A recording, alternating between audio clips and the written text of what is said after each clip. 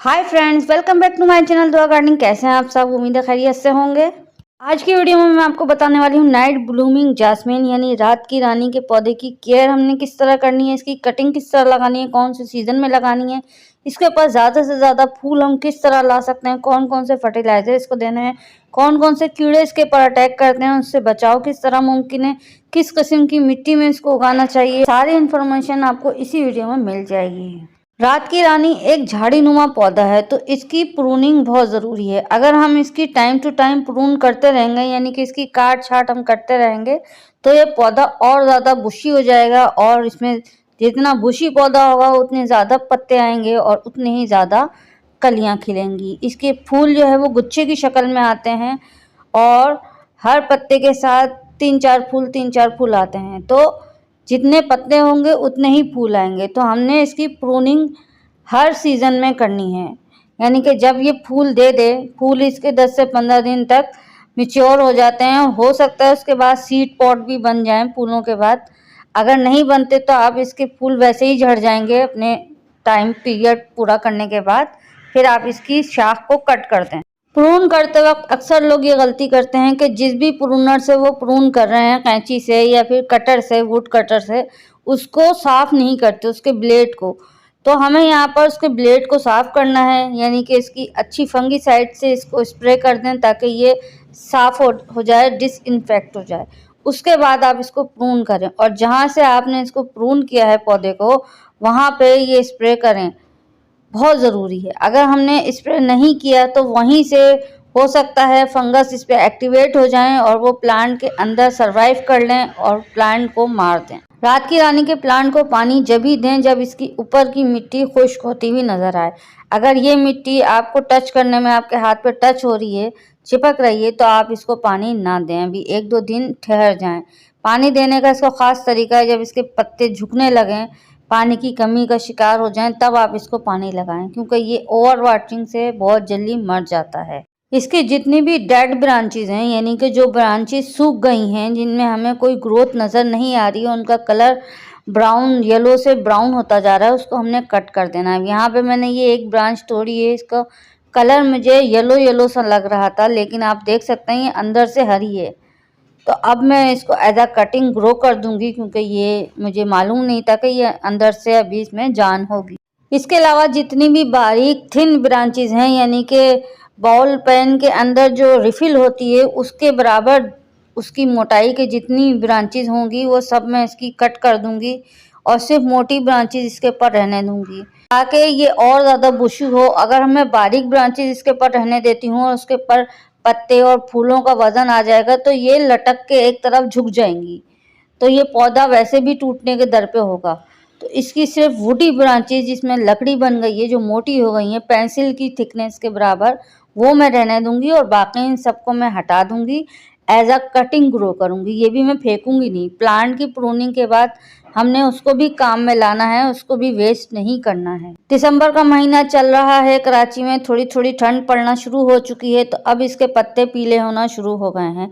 तो जब जब जो जो पत्ते इसके पीले नजर आएंगे वो मैं हटा दूंगी, क्योंकि पीले पत्ते प्लांट के ऊपर एक बोझ के अलावा और कुछ नहीं होते, और प्लांट का फूड जो है ना वेस्ट करते रहते हैं। अब बात करते हैं सन रिक्वायरमेंट की, क्योंकि ये एक फूल वाला पौधा है, तो हर फूल वाले पौधे का एक थंब रूल ये होता है कि उसको जितनी धूप मिले उतना कम है। लेकिन जो जून जुलाई की सख्त तरीन धूप होती है, जिसमें लू भी चल रही होती है, वो धूप जो है ना पौधे को झुलसा देती है, तमाम तकरीबन पौधों को। तो उस धूप में इसको साया प्रोवाइड करें, शेड में रखें, और बाकी की पूरे साल की जो भी धूप है उसमें आप इसको रखें, फुल धूप में रखें, कोई प्रॉब्लम नहीं है, भर भर के फूल देगा और बहुत ही बेहतरीन फ्रेगरेंस वाला पौधा है ये।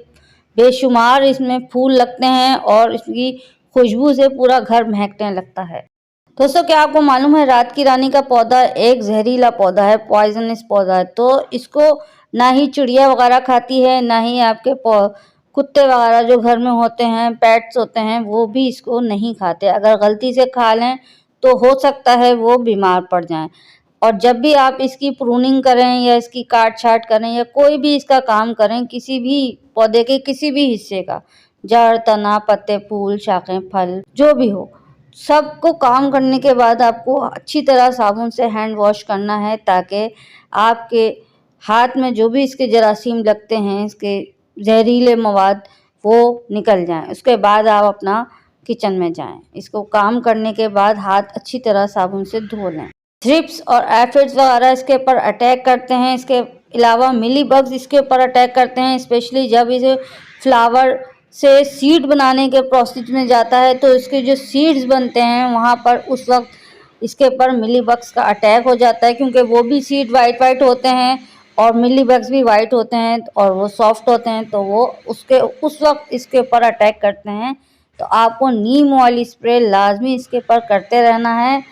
नीम ऑयल या कोई भी अच्छी फंगिसाइड पेस्टिसाइड स्प्रे करें। एक वक्त में कोई एक ही किस्म की आप दवाई इसके ऊपर अप्लाई कर सकते हैं। एक वक्त में 2 दवाएं इस्तेमाल ना करें, या 2 दवाओं को आपस में मिलाकर भी इस पर कभी भी इस्तेमाल ना करें। नर्सरी से जब भी आप रात की रानी ख़रीदें, इस बात का ध्यान रखें कि इसके ऊपर फूलों के साथ सीड पॉट भी बनना शुरू हो जाते हैं। तो जो सीड पॉट होते हैं वो वाइट वाइट छोटे छोटे गोल होते हैं, एकदम कॉटन बिट की तरह, जो रुई का छोटा सा एक गोला बनाकर, रुई की एक छोटी सी बॉल बनाकर, उस तरह के इसके सीड्स होते हैं। उसके अंदर एक काला सीड होता है, वो असल में खोल होता है सीड का। तो इस तरह के जो सीड दिखें आप, वो देख कर लाएं, क्योंकि जब भी हम नर्सरी से इसको ख़रीदते हैं तो नर्सरी वाले इसके सीड पॉट्स जो है ना वो अपने पास रख लेते हैं, उसको नोच के अपने पास रख लेते हैं, और आपको पता नहीं चलता कि आपको लगता है कि हमें सही पौधा दिया है इन्होंने, लेकिन नर्सरी वाले अक्सर ये चालाकी करते हैं। अनियन गार्लिक पील वाटर यानी लहसुन और प्याज के छिलकों का जो पानी है वो हफ्ते में 1 दफ़ा इसकी मिट्टी पे, इसकी शाखों पर, पत्तों के नीचे, पत्तों के ऊपर, फूलों के अंदर, फूलों के बाहर, या इसके सीड पॉट पे हर तरफ इसको डालें। क्योंकि इससे होगा ये कि इसकी जो ग्रोथ है वो ज़्यादा तेज़ी से होगी, और इसमें जो कीड़े मकोड़े छुपे हुए होते हैं बारीक बारीक से, वो भाग जाएंगे। क्योंकि लहसुन और प्याज के छिलके का पानी जो है ना कीड़ों को भगा देता है, चाहे वो मिट्टी के अंदर हों, चाहे वो पत्तों के नीचे हों, चाहे वो शाखों पे चिपके हुए हों, कहीं पर भी हों। तो हफ्ते में 1 दफ़ा लहसुन और प्याज के पानी का इसके ऊपर स्प्रे करें। और जब भी ये नर्सरी से आप इसको लाएं तो सबसे पहले तो इसको आप अपने पौधों से अलग रखें, 1-2 दिन अपने पौधों से अलग रखें, और इसके ऊपर लहसुन प्याज के छिलके का पानी या फिर कोई भी अच्छी फंगिसाइड बाज़ार से केमिकल वाली जो भी मिलती हैं वो लाकर आप इसके ऊपर स्प्रे करें, पत्तों के नीचे, पत्तों के ऊपर, डंडियों पे, टहनियों पे, शाखों पे, तने पे, और इसकी ज़मीन में हर तरफ।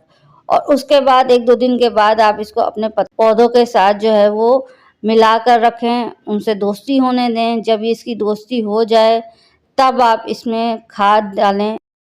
फर्टिलाइज़र की बात की जाए तो ये एक हैवी फीडर प्लांट है, यानी कि इसको ज़्यादा खाद की ज़रूरत होती है, क्योंकि ये फूल देता है और इसमें सीड पॉट भी बनना शुरू हो जाते हैं। तो इसको जो फर्टिलाइज़र हमें देना है वो सबसे बेस्ट है काउडम कंपोस्ट।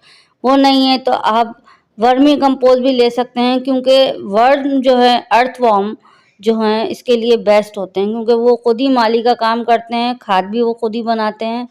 वो एक तरह से एक रिबोट है जो कि इसका ख्याल रखता है ज़मीन के अंदर।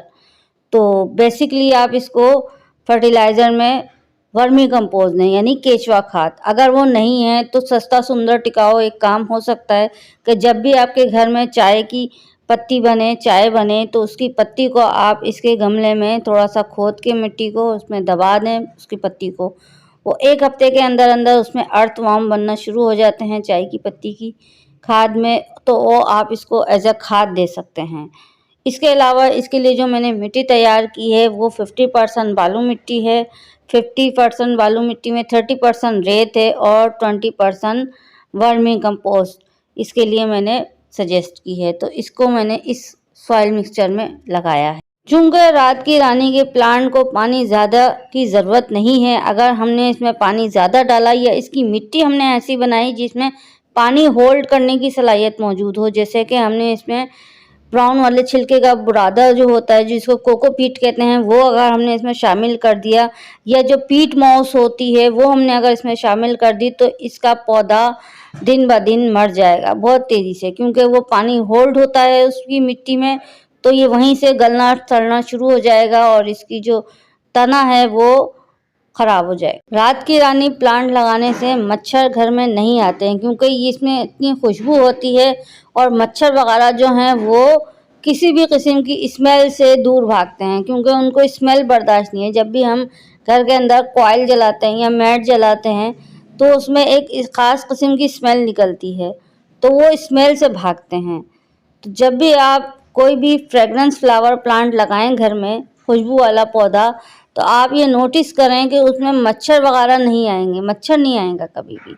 उनको मच्छर जो है हर किस्म की स्मेल से दूर भागता है। तो अगर आपको अपने गार्डन को मॉस्किटो फ्री बनाना है, अपने घर को मॉस्किटो फ्री बनाना है यानी मच्छरों से पाक, तो आप इसको ज़रूर लगाएं। इस किस्म के पौधे या जो भी खुशबू वाले पौधे हैं वो आप अपने गार्डन की लिस्ट में ज़रूर शामिल करें। रात की रानी के पौधे के ऊपर जो मिली बग्स अटैक करते हैं उसको भगाने के लिए आप नीम ऑयल स्प्रे या घर में कोई भी ऑयल हो या सरसों का तेल हो, खाना पकाने का ऑयल हो, कुकिंग ऑयल हो, कोई सा भी ऑयल लें 1 चमचा 1 लीटर पानी में, और 1 लीटर पानी में आप 1 चमचा डिश वॉश साबुन यानी कि लिक्विड साबुन, कोई सा भी साबुन हो, बर्तन धोने का हो या मुंह धोने का हो, लिक्विड साबुन लें और उसको शेक करके इसके ऊपर स्प्रे करें, धार वाला स्प्रे करें, ताकि वो जो मिली बग्स हैं वो चिपके हुए होते हैं कोपलों से, यानी कि जो न्यू ग्रोथ होती है वहाँ वो चिपके हुए होते हैं, वहाँ उनको हटाना थोड़ा सा मुश्किल होता है क्योंकि वो एरिया ऐसा होता है। तो वहाँ पर आप इसको स्प्रे को एक धार वाला जो स्प्रे बनाकर तेज़ धार वाले स्प्रे से स्प्रे करें। वो नहीं है तो शावर से या पाइप लगा के इसको अच्छी तरह वॉश कर लें, गमले को लिटा के अगर पॉसिबल हो तो, वरना खड़े खड़े ही गमले को, अगर बहुत बड़ा गमला है या ज़मीन में लगा है तो ज़ाहिर है वो तो नहीं लेट सकता, तो उसको खड़े ही खड़े इसको वॉश कर दें प्रेशर से, तेज़ प्रेशर से, पानी से।